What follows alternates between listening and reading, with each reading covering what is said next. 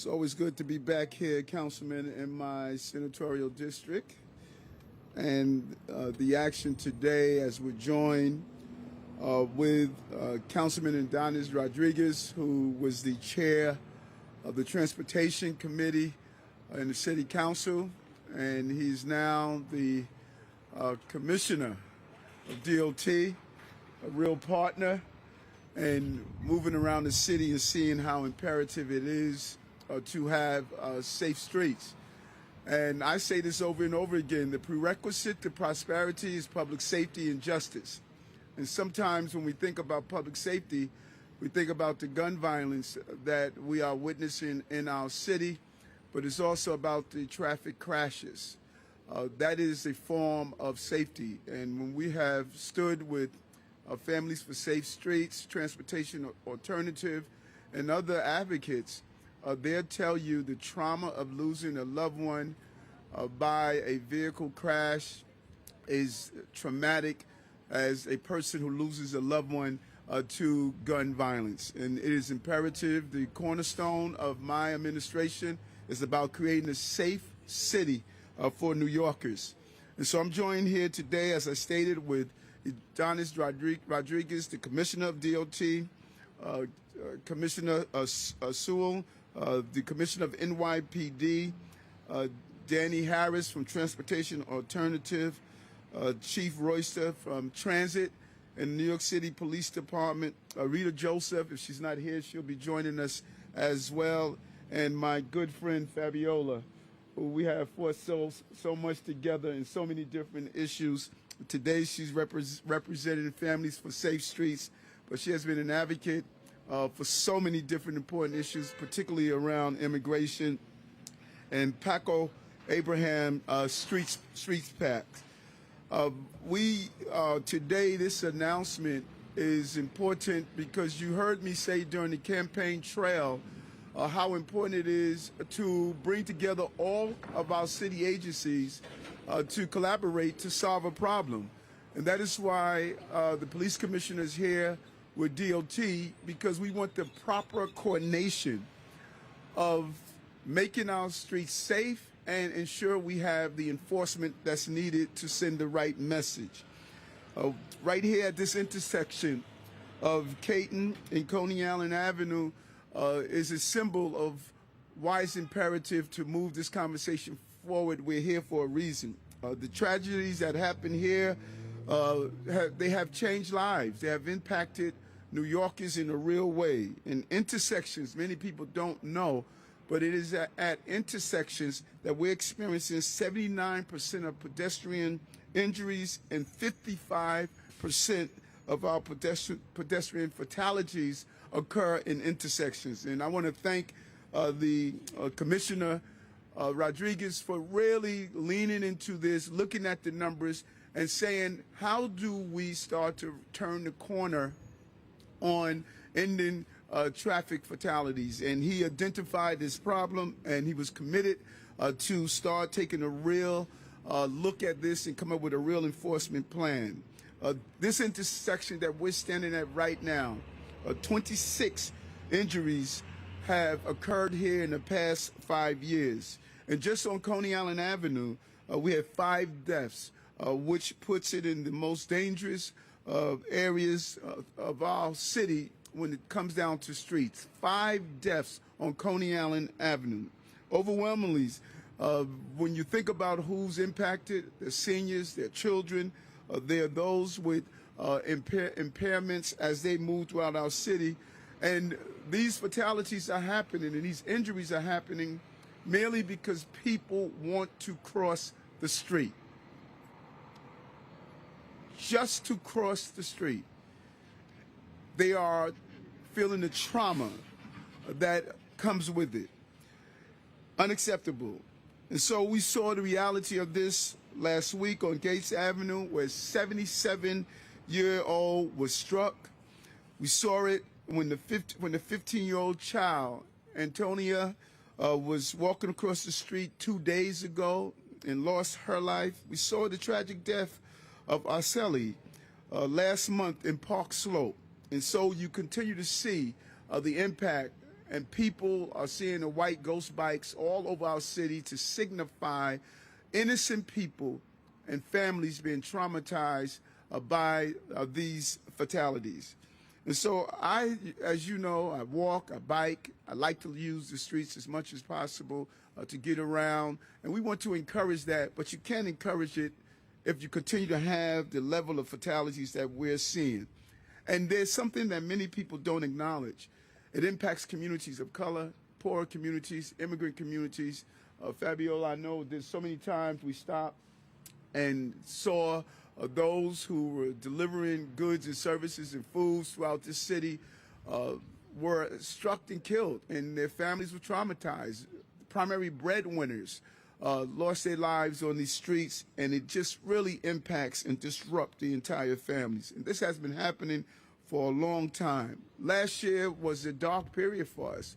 We saw the highest level of traffic fatalities in almost a decade. Last year, no matter how much we lean into Vision Zero, that vision was clouded by the number of deaths that we witnessed in our city. And so this administration is clear on one message. We want to get stuff done. We want to be active. We want to move forward and continue to combine our city agencies to get the results we're looking for. So today, join with the both commissioners, we announced a major action to make our intersections safe. First, we are going to reimagine 1,000 intersections all over the city. There will be traffic calming measures and recapturing space for pedestrians. We're going to improve traffic signals, raise crosswalks, and more. Second, you will see a better coordination and enforcement with the New York City Police Department. We're not going to wait until there's a fatality before we identify where the problem is located and have the proper enforcement when we do so. We're going to double down on enforcement at efforts of failure to yield violations where people are just failing to yield to pedestrians as they cross the streets. And we're going to enforce a new traffic rule. Drivers and cyclists must fully stop at intersections even if there are not four-way stop signs, whenever there's a pedestrian crossing or at the street corner about to cross. This is a very important initiative, and we want the federal government to reimagine where we can put stop signs and what we can do better. We're going to be communicating with the federal government because it's imperative to understand the rules that were in place previous generations are no longer applicable to now, where we have busy streets with scooters, skateboarders, all sorts of forms of movement on our streets. It's more than just vehicles. Our goal is to be clear. People must learn the rules of the road or get off the road. And that is the message we're sending out. And so we're going to put in place a real campaign. We're calling it the campaign to really keep our cities safe in a real way. Stop, let them cross is going to be the campaign of real focus on allowing people to use our streets in a safe way. And so I said it again and again, and I'm going to continue to say, the prerequisite to prosperity is public safety and justice. That public safety also includes traffic safety. You don't distinguish between the loss of a loved one through any form of violence, and traffic safety is a clear form of violence that has been ignored far too long. We will make sure New Yorkers feel safe, and we'll make sure New Yorkers are safe. And that's my goal. And I want to really thank my partners here, both commissioners, Commissioner Sewell and Commissioner Rodriguez. And that's the teamwork we want in city government to get stuff done. Commissioner Rodriguez? Thank you.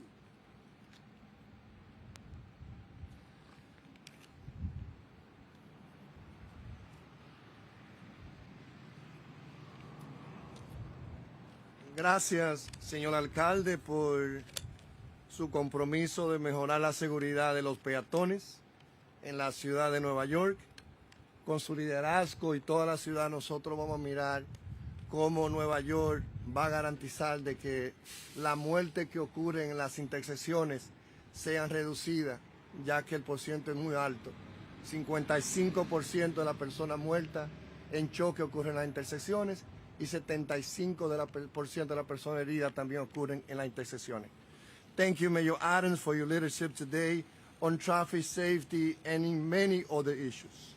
Thank you to Police Commissioner Sewell, elected officials, advocates, and of course, Fabiola Mendieta Cuapio, Family for Safe Street, and all of the advocates here, including the great members of Transportation Alternative.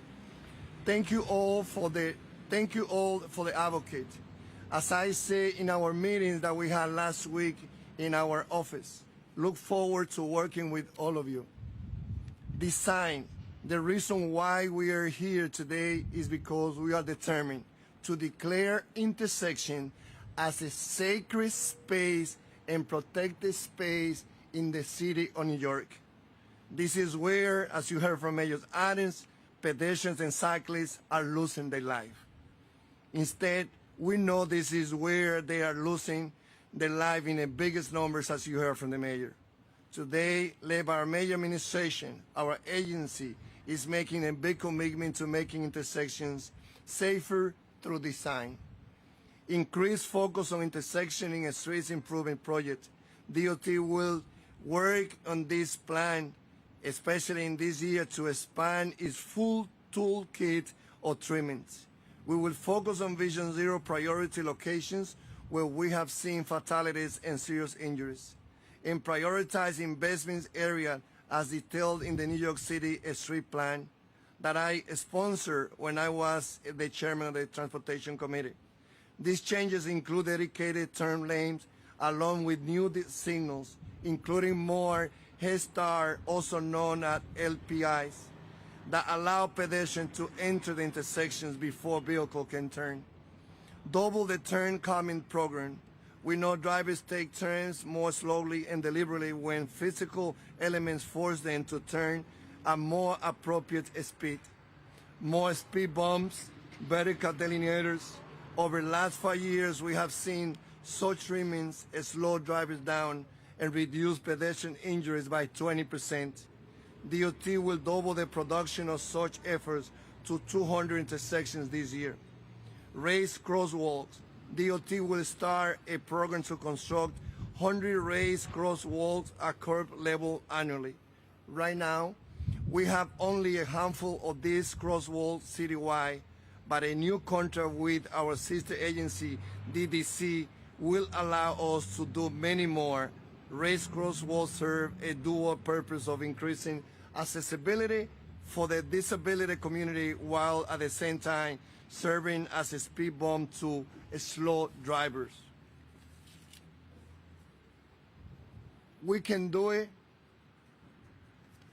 The 7 million New Yorkers who doesn't have cars expect that New York City will be there for them. From the 8.6 million that we have in our city, as I said before, only 1.4 million of us have vehicles. 7 million New Yorkers, they are pedestrians, they're cyclists. We have a new day, we have a new mayor, we have a new level of collaboration. Today, again, we declare our intersections as sacred space and protected space in the city of New York. Thank you. Thank you, thank you. And we want to now bring on the police commissioner of the NYPD. Commissioner? Good morning, everyone, and thank you for being here today. Last year, we lost 122 pedestrians. More than half were killed at intersections where they were simply trying to cross the street, as the mayor stated. Most of these people were struck by cars making turns into the crosswalk, and operators either didn't see them, they were going too fast to stop, or both. We are going to change the outcome this year and create a safer New York for pedestrians. We need to change the behavior that causes these tragedies. We will do that through enforcement and efficiently utilizing our resources to increase public awareness. First, slow down. Second, stop if you see a pedestrian crossing the intersection. That does not mean slow down and navigate your car in between people walking in the crosswalk. It means stop until the crosswalk is clear of pedestrians, then proceed. If our officers see a vehicle failing to stop while pedestrians are crossing in front of it, that's where the enforcement comes in. It could be in the form of a summons or in the form of an arrest in the event someone is hurt, seriously injured, or killed. Since the City Council passed this measure, we have notified the public that it's coming. We've issued warnings, but the time for warnings has come to an end, and it's time to obey this law, and we will be out there to ensure compliance. No officer wants the heartbreaking responsibility of notifying family members that their loved one, and too often a child, has been killed by a motorist who simply wasn't paying enough attention. We will work closely with the Department of Transportation to collaborate and investigate these collisions. We look at it from an enforcement perspective, and the DOT determines the common causes of these tragedies as we seek to engineer a solution that will help reduce risk. That's the partnership we're talking about today. Engineering at these intersections, smarter engineering, and more enforcement by our officers. It's a partnership meant to save lives. A child lost her life this week after being struck by a school bus, a vehicle that should be one of the safest for children. We acknowledge that we need to do more, and we intend to deliver. Thank you. Mr. Mayor? Thank you. Thank you so much, Commissioner. And now we want to bring on, looking over, Fabiola. I want to say a few words. Oh, I didn't see. She'll go after. She'll go. Let Fabiola. You close. Come on, Fabiola. Yeah, we want to. You're 100%. Councilwoman, how are you?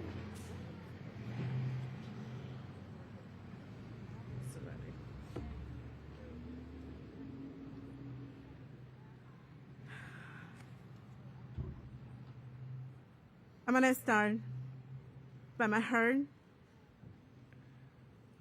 My heart is in pain because of what happened this week. My name is Fabiola Mendieta Cuapio, and I'm a member of Family for Safe Streets, the club no one should have joined. I'm here representing all of the families like my own who have empty chairs at our tables because of our children's, our partners, our siblings have been stolen from us, killed in crashes. I lost my 5-year-old, my son Brian, in traffic violence, and it is far too often, as recently as last night, that I find myself a year another vigil. My heart aches knowing we must now do the same for the 15-year-old Antonina Satulovska. Burying our old children should not be part of parenthood. Crossing the street should not be a death sentence, but it too often is because of dangerous street design and the fact that no safe street system improvements have not been made quickly enough. Traffic violence is a public health crisis, and 2021 was the deadliest year since Vision Zero was started here. Crashes killed 5 children in Brooklyn alone, but we have the proof tools that we know will save lives, and I'm thrilled to stand here today with Mayor Adams and his administration. Hopeful and optimistic as we hear their commitments to take action without delay to redesign our streets for safety, prioritizing physical infrastructure to protect all New York City laws. We know Vision Zero is possible. No one should be suffering life-altering injuries or losing their life when walking in a crosswalk. By designing streets so that drivers have no choice but to drive slowly, injuries and fatalities can be prevented. As I have said before, we really don't need or want sympathy anymore. What we need is the leadership and action in street design we are seeing today. And I thank you again, Mayor Eric Adams and your administration, for feeling our pain and hitting the call. With the right investment in redesigning our streets, we can save precious lives, like my son, and solve the traffic violence epidemic. Thank you. Thank you so much. Thank you. I'm going to bring on our amazing new councilwoman in this area, Councilwoman Rita Joseph. Thank you, Mayor. Thank you. Good morning, everyone. My name is Rita Joseph, council member for this district. Welcome to my district. Traffic violence, and I want to thank the commissioner, my advocates, and the mayor. Traffic violence has been personal for me. As a former educator, I lost a student, Kyle Francis, and this is something we talk about a lot, Fabiola.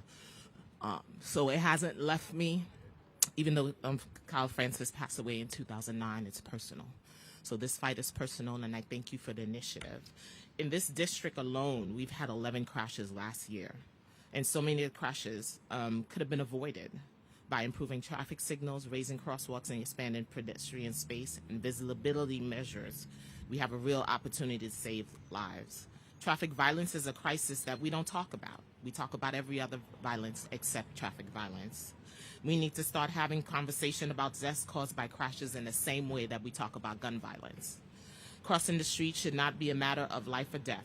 Let me repeat that. Crossing the street should never be the difference between life and death.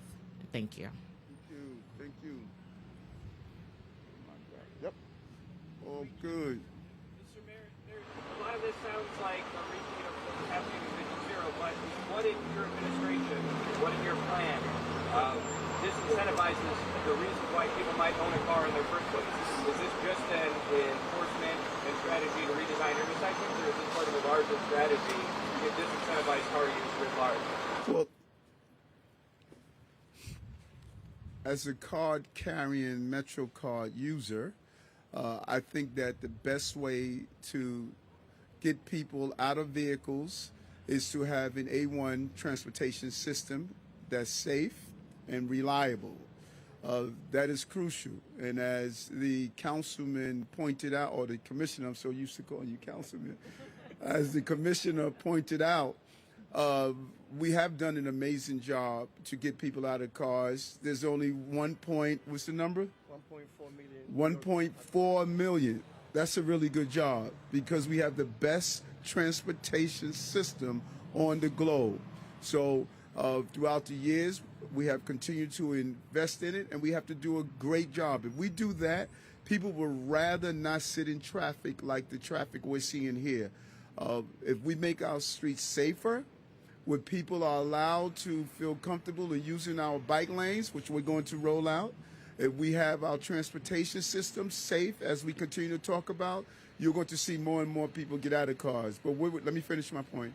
What we're doing here is we are using the enforcement. This is the number one thing we've heard from advocates, the lack of enforcement. Coordinating with DOT, NYPD, identifying those 1,000 intersections to come up with a strategic way of going after those areas to make them safer. That is different from the previous plan. Yes. Do you think that New York City is the best transportation system on the globe? If that's true, do you believe that? And if that's true, is that sad for the globe? Anyone can be cute, but I use this system a lot, and I am really impressed with our system, and my passport is filled with travels across the globe. There aren't too many systems that are open 24 hours. There aren't too many systems where you can swipe a MetroCard and go from one end of the city to another end of the city. And so if you don't feel it's the best, that's sad for you, because I know how good my system is. I love my city, and I love my transportation system. And if you travel with me through it, we should take a trip together from one end to the next, and I'm sure you'll see that low-income New Yorkers would tell you, without this transportation system, they would not be able to commute in this city. It is the great equalizer because of our transportation system. You take it away, that cook, that accountant, that police officer won't be able to move around this city. Nowhere else on the globe are you able to move around the way we are able to move around in New York City. And that is not my opinion. That is a fact. Oh, no. Hold on. We don't do it this way. This is the person you're looking at, and he's going to tell you who's going to ask the question. Thank you. Yes, good morning. Talk about enforcement specifically around this requirement to stop at all intersections, even if there isn't a stop to give pedestrians the way, and the enforcement on not just drivers but also cyclists. Where is the education part of this campaign so that drivers and cyclists are aware that this is going to be coming? And I also wonder what your position is. There's been a lot of discussion on removing police officers from traffic enforcement or coming up with a new way to enforce traffic violations that doesn't necessarily have to deal with officers in uniform. What's your position on that? Okay,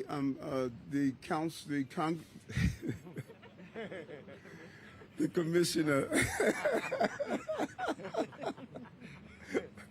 the commissioner is going to talk about the education. I am a believer that enforcement should be a combination of those who are traffic enforcement, those who are police officers. I don't subscribe to the theory that police officers should sit back and watch a traffic infraction take place and say that that is not my job. I don't subscribe to that. My police officers are on patrol 24 hours, 7 days a week. If they observe any form of traffic infraction or any form of illegal action, I expect them to take action. So I don't subscribe to the theory that they should not do it. They should do it in a respectable way. They should be courteous. They should not be disrespectful, but they should enforce the laws. You want to talk about the education? The important parts of this campaign is that, first of all, DOT will be investing millions of dollars in this campaign, and that investment will be, you will see that investment in our mainstream media, but also in our ethnic media. Mayor Aaron created the Mayor's Office of Ethnic Community Media, and this is going to be one of the sources that will be used to be sure that the message goes to the drivers in their own language in all communities across the 5 boroughs. But also the investment in education will also be aligned with Chief Royster here, who, with the leadership of the commissioner and NYPD, I was there as a witness last week when she brought all the inspectors from the Bronx, as she's doing all the inspector and captain throughout the 5 boroughs, being sure that they are ready to go out, combining education and enforcement. And just, Gloria, just to answer your question, in addition to that, something that we have not done enough of, we're going to roll it out in schools. I mean, what's the best place for education than in the Department of Education?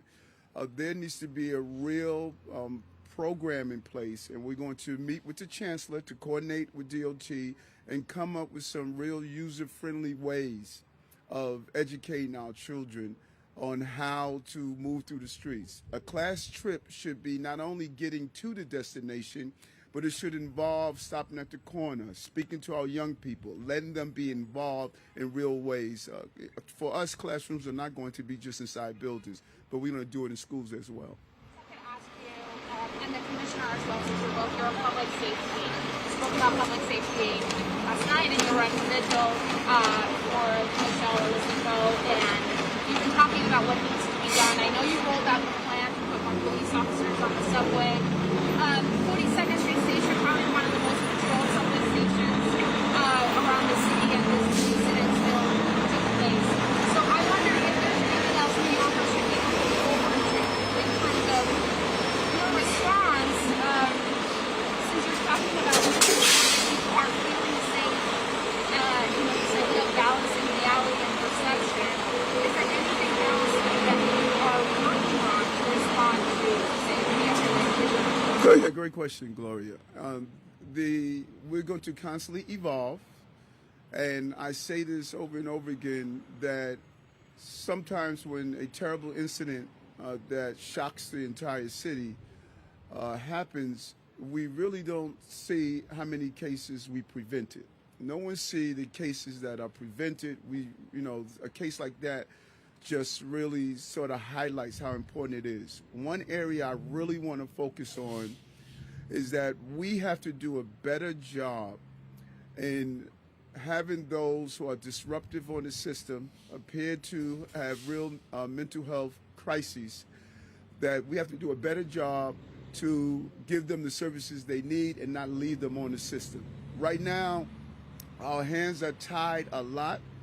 That if you see someone loud, disruptive, you know, there are rules that can have that person removed, but it's a very delicate balance. And so what we want to do in my conversations with the governor is to get more mental health professionals right away deployed. As soon as that officer identifies there's someone at the 42nd Street station that appears to have a mental health issue, we need to get people there right away to do so. That is the next step we want to do, and we're going to need this assistance from the state to assist us with this. But that's the next level of evolution that's there. We don't want this to be just police. We don't want that. But we need to get the mental health professionals responding in a faster manner. And right now, I don't think we're doing a good enough job of doing so. To go back on what you were talking about the transit system, specifically the complaint from you mentioned lower communities about the bus system, which the buses are typically stuck behind cars. In fact, we see one right now, the B16 stuck behind a bunch of cars and trucks. So when it comes to the rolling out a future plan for transit, wouldn't that involve massive streets right now for buses, specifically busways? And then the second part of the question is for the Commissioner Sewell, whether we're going to have additional officers actually enforcing fair yield, or we're going to do that with the same number? Okay, when I say transit system, I'm not talking about trains only. My definition of transit system is every mode of transportation, public transportation. That includes buses. And our amazing commissioner is going to roll out his plan on buses. Right now, the plan we're rolling out, which is, I think, is a plan that we should commend the commissioner for doing so in the first 2.5 weeks of going after those going after those violent intersections. It is zeroing in on a problem, and I thank him for doing so. The goal is to improve our transportation system, and that includes both trains, buses, and any other form of transportation. Commissioner, you want to? To your question, it's not so much that we're going to have additional officers that are going to be focused on it. Every officer is going to be focused on it, and when they see these infractions, they will be enforcing them. Well said, well said. Couldn't I? Every time I hear you, I realize I make the best pick for police commissioner.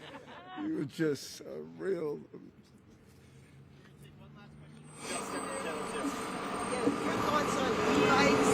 E-bikes, when I drive around the city, they go through the lights, they drive on the sidewalk, they go through I hear. Yeah, a real concern. I see it. The other day I was riding my bike across the Brooklyn Bridge, and you realize that the combination of e-bikes, of scooters, of all the different forms of transportation, and I think it goes back to what Gloria said. There must be a real education on how to use these streets safely. And I'm asking both commissioners to come up with a real coordinated effort of how do we do a better enforcement without penalizing. A lot of these e-bikes are used for delivery services, and we're not trying to over-penalize those low income and low wage employees, but we do have to come up with a real plan of making sure these bikes are not creating a hazard, and that is something we want to roll out in the future. Thanks, folks. Mr. Mayor, have you identified any specific